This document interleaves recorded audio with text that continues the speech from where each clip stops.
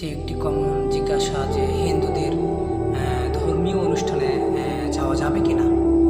তো আসলে এই বিষয়ে আমরা এর আগে আলোচনা করেছি যে হিন্দুদের ধর্মীয় অনুষ্ঠানে আসলে যাওয়া যাবে না, কারণ যেখানে আল্লাহ সুবহানাহু ওয়া তাআলাকে অপমান করানো হয়, যেখানে আল্লাহ সুবহানাহু ওয়া তাআলাকে অপদস্থ করা হচ্ছে, সেখানে আপনি আমি মুসলিম দিনী ভাই বোন কীভাবে যাচ্ছে, সেখানে মুসলিম দিনী ভাই বোন কীভাবে সেই ধর্মীয় অনুষ্ঠানে যাচ্ছে, সেখানে মজা করতেছে।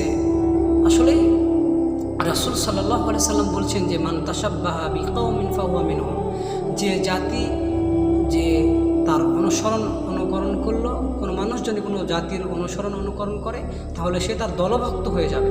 তো ভাই, আপনি হিন্দুদের উপাসনালয়ে যাচ্ছেন, হিন্দুদের পূজা দেখতেছেন, সেখানে প্রসাদ খাচ্ছেন, তো এগুলো তো সম্পূর্ণ তাদের অনুকরণ করা।